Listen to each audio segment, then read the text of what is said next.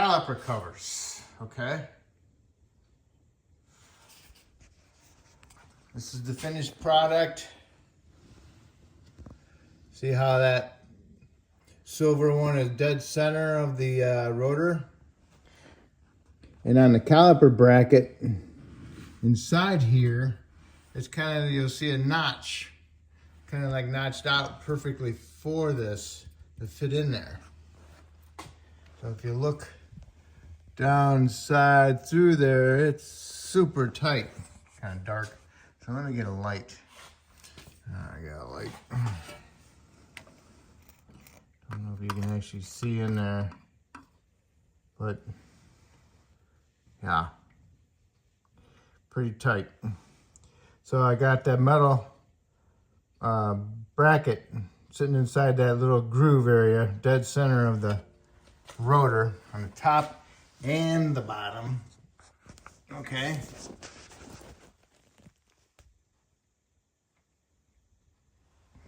And I pushed the cover over it and I centered it with this part, with that.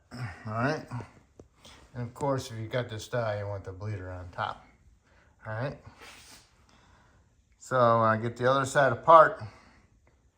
Well, one thing I'm going to do is make sure this tire fits on there and doesn't hit it. Looks like it won't hit it, so it should be okay. If you're doing a Volkswagen, this is a must to have. It's a long 14mm threaded bolt, and cut the head off and use it for a guide to hold your wheel when you remove your lug nuts or install in your tire. Okay, here's the tire down there, and here's my tool. Okay, there's the finished product.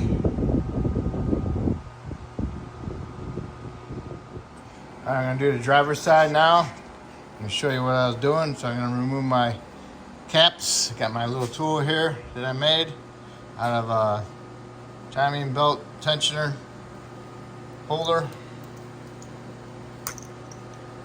Perfect, huh? So I'll remove all my caps and I'll remove my lug nuts that's on the top. Lug, stud, bolt. And I'll put my tool in there. Then I'll remove the rest of my lug nuts, bolts. Okay. Tire's on there, it's hanging by my tool. All right. It's not really, yeah, you can see it. There's a little edge right here. There's an edge for it. Even though it's opened up, there's an edge right about there and right about there. You can see it in there if you look very closely, and that's where that bracket's got to go into on the top and the bottom. If you go off to the side, it's a little bit more tighter, so you need to have it centered on the rotor. And we'll do the bottom one first, and then we'll do the top one. What I'll do is I'll put the cover over it, because it has to go over it, because it goes over it, because it covers it, you know, it's not just sitting on the outside, it kind of goes around it. So you can't really put the bracket in there and then put the cover on it, because it won't slide that way. It has to go on first, put the little bracket on it, pick the bracket over the top of the cover bracket. I'm going to try something a little different on this side than I did the passenger side. Put the clips on there. I got them right on the edge, so they're barely on there, but they're centered to the rotor. And if they're off center and you push them over, you'll hear them snap. So it goes past that one little spot where it's machined. So I got them both on. So I'm going to put the cover on. And then I'll kind of lift it up a little bit and I'll get this one started. And I'll bring it down on it. You know, this is supposed to be over top of it. then I'll bring it down, and then I'll bring it down a little bit more so I can get that one over and then push it back up, hopefully. We'll see. I'll see how it goes. You don't want to drop it because you'll chip the paint. Okay, I use a little pocket screwdriver, push the clip over a little bit, have my hand like this, and in my right hand I used the pocket screwdriver and I lifted these tabs up over it, and now I can go ahead and push it up on it, okay? So now I need to push the caliper cover down so this is even with that.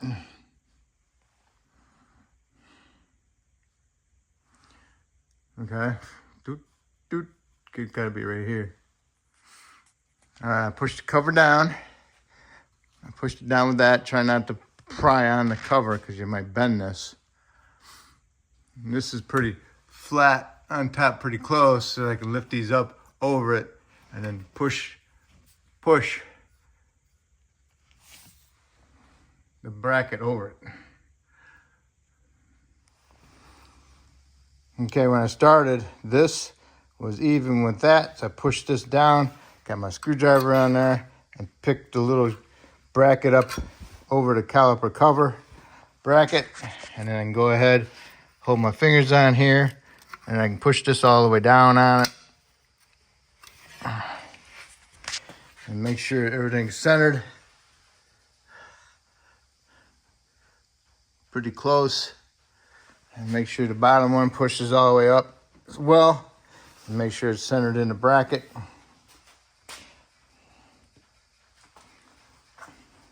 And just make sure that your little brackets are not hitting the rotor.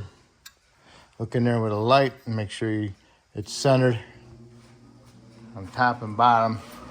Then you can put a little bit of anti-seize on your threads. Put your nut, your washer and your nut on there and hand tighten them. Don't bear down on them because you'll pull the little stud off the bracket and you don't want to do that. And once again, finished product. I think that way worked pretty good. Put the clips up in there, and then put the cover there, and then work the clips over the top of the bracket. And if you notice, it just barely clears the caliper. It's pushed in all the way against the bracket. So now I can go ahead and put my tire on and tighten my lug nuts bolts to 90 foot-pounds. And then I can go to do the rears. And make sure when you put your tire on that it does not hit the cover. So you have to look at the back side of the rim and see if it's flat inside there or if it goes like that, okay? If it goes like this, then you're okay, but if it's flat, you gotta watch out. The kit comes with some spacers, but they're really thin. So in between the caliper bracket and the rotor is where the little bracket goes. But the bracket, I think, is just a little bit too big, too wide. So I had to trim it down just a little bit to allow it to fit in there. I didn't take hardly anything off. I probably took about 1/16 off the bottom and side. Right there, but I took about that much off. Okay, then I could get it in there. But it was still hitting the rotor. So maybe need to remove a little bit more. That's what I did. Put the little holder on there and I pushed it down with a screwdriver, and there I'm where I'm at now. So then I'll use my screwdriver and I'll tap it down. Yeah, it's pretty close, but I got it pushed all the way onto it, all the way, so there's no gap right here. And that's where I got my gap between the rotor and the bracket. I used a wedge to hold the heat shield out of the way, dust shield out of the way, so I can get this on. Now I gotta do the bottom one. So I'm gonna do the same thing to the bottom one. I'm gonna grind like a 1/16 off of the inner part of this piece of it. The inner part, okay? Bottom one went in a lot easier since I did grind the inside of it on the bottom section of it. You know, that part, it goes inside here, about 1/16 inch of it off. And if I hold my screwdriver in there, it straightens it out a little bit. Watch, I'm gonna move it. See how it moves? And then that much allows it to touch the rotor. So I'm thinking if I put the cover on there and I tighten the bolts up, that will straighten it out. So I'm gonna do that. I'm gonna put the mances on my little thread studs, put my cover on, put my nuts on there at the washers and snug it up. All right, got it on there. Really close. I don't know if you can see it, but it's real close. No, one light won't turn on. But yeah, that way it worked out a lot better. So now all I gotta do is the other side.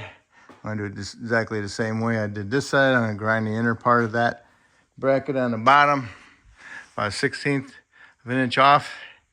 And there we have it. So now I'll go ahead and put my tires back on, took my lug studs, nuts to bolts to 90 foot-pounds, and that'll complete it. Hopefully I helped you with this video, and hopefully you helped me out by subscribing to me. I appreciate it. And I'll give you the box and the brand and that in a second. Here's the brand. Seems like a nice kit. Didn't come with no instructions or anything like that. No part number for this particular vehicle. Must be in another box somewhere. Not mine. So, but there you have it. Okay? Good luck.